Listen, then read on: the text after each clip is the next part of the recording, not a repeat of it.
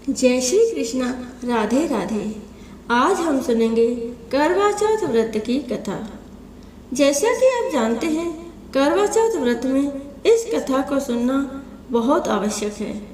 इस कथा के सुने बिना आपका व्रत पूर्ण नहीं होगा।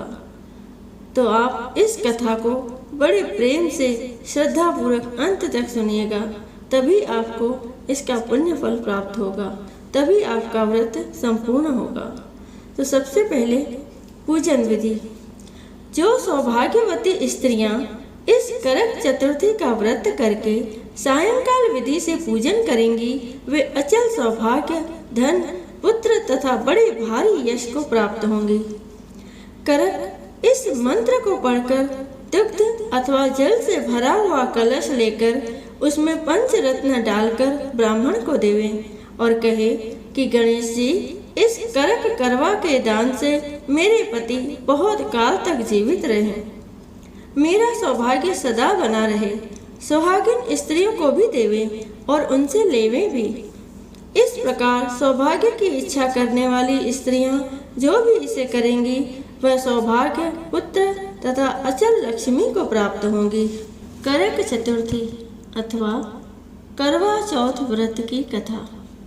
मांधाता कहने लगे कि जिस समय अर्जुन नीलगिरी पर तप के लिए चले गए, तो उनके पीछे द्रौपदी खिन्न मन होकर चिंता करने लगी कि अर्जुन ने बड़े कठिन कर्म का प्रारंभ कर दिया है, किंतु विघ्न डालने वाले शत्रु अनेक हैं। इस प्रकार चिंता करके श्री कृष्ण जी से सब विघ्नों के नाश करने का उपाय पूछने लगी। द्रौपदी ने कहा कि हे सर्व जगत के नाथ, आप मुझे कोई ऐसा व्रत बताने की कृपा करें जिसके करने से सभी विघ्न नाश हो जाएं। श्री कृष्ण जी ने कहा कि हे महाभागे, श्री पार्वती जी ने भगवान शंकर जी से यही प्रश्न किया था। तब श्री शंकर जी ने पार्वती जी से जो कहा था, हे वराहे, वही करक चतुर्थी नाम का व्रत मैं तुमसे कहता हूँ। तुम ध्यान पूर्वक सुनो, जो सब प्रकार के विघ्नों का नाश करने वाला है। श्री पार्वती जी ने कहा कि भगवान, वह करक चतुर्थी का व्रत किस प्रकार का है तथा उसका विधान क्या है, और पहले भी उस व्रत को किसी ने किया है?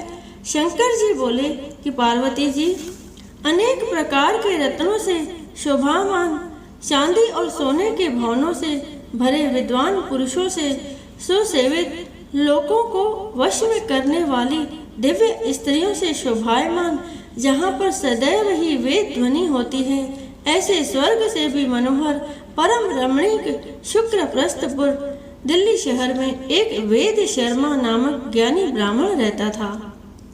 उसकी पत्नी का नाम लीलावती था। उसके महापराक्रमी 7 पुत्र और संपूर्ण लक्षणों से युक्त वीरवती नाम की एक कन्या उत्पन्न हुई। उसकी आंख नील कमल के समान और मुख चंद्रमा के समान था। उसके विवाह के योग्य समय आ जाने पर वेद शर्मा ने एक वेद शास्त्र के ज्ञाता विद्वान ब्राह्मण को विवाह विधि से उसे प्रदान कर दिया।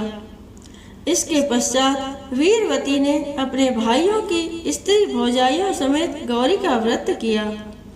फिर कार्तिक कृष्ण चतुर्थी के दिन व्रतोपवास कर सायंकाल में स्नान कर सबने भक्ति भाव से वट वृक्ष का चित्र बनाकर उसके नीचे शंकर जी, गणेश जी और स्वामी कार्तिकेय के साथ पार्वती जी का चित्र बनाया और ओम नमः शिवाय इस मंत्र से गंध, पुष्प और अक्षतादि से गौरी का पूजन किया। फिर शिवजी, गणेश जी तथा शरानन का अलग अलग पूजन करती हुई पकवान, अक्षत तथा दीपक से युक्त 10 करवा और गेहूं के पिशान और गुड़ के बने हुए पकवान तथा और भी अनेक प्रकार के फलादि भोज्य पदार्थों को अर्पण करके अर्घ्य देने के लिए चंद्रोदय की प्रतीक्षा करने लगी। इसी बीच में वह वीरवती बाला भूख प्यास की पीड़ा से मूर्छित होकर पृथ्वी पर गिर पड़ी। तब उसके सब भाई बांधा रुदन करने लगे। फिर वीरवती का मुख धोकर पंखे से हवा करके उसको ढांढस बनाने लगे कि अब चंद्रमा उदय होने ही वाला है, उसका भाई चिंता युक्त होकर एक महान वट वृक्ष पर चढ़ गया। बहन के प्रेम से दुखी उसके भाई ने जलती हुई लुकारी लेकर चंद्रमा के उदय होने का बहाना कर दिया। उसने चंद्रमा का उदय जानकर दुख का त्याग करके विधि विधान से अर्घ्य देकर भोजन कर लिया। इस प्रकार व्रत के दूषित हो जाने के कारण उसका पति मर गया। तब वीरवती ने अपने पति को मरा हुआ देखकर पुनः शिवजी का पूजन कर 1 वर्ष तक निराहार व्रत किया। वर्ष के समाप्त होने पर करक चतुर्थी का व्रत उसकी भौजाइयों ने किया। वीरवती ने भी पूर्वोक्त विधान से व्रत किया।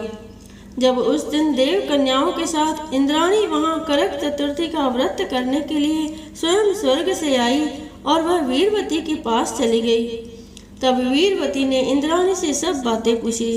तब वीरवती ने कहा कि जब मैं करक चतुर्थी का व्रत करके अपने पति के घर आई तो मेरा पति मृत्यु को प्राप्त हो गया। मैं नहीं जानती किस पाप के कर्म से मुझको यह फल मिला। हे मातेश्वरी, हमारे भाग्य से आप यहाँ आ गई हैं, सो मेरे पति को जीवित करके मुझ पर कृपा करें। इंद्राणी ने कहा कि शुभे, गत वर्ष जो तुमने अपने पति के घर में करक चतुर्थी का व्रत किया था तो बिना चंद्रमा के उदय हुए ही तुमने अर्घ्य दे दिया। इसी से यह व्रत दूषित हो गया और तुम्हारा पति मृत्यु को प्राप्त हो गया। अब तुम यत्न के साथ इस करक चतुर्थी का व्रत करो।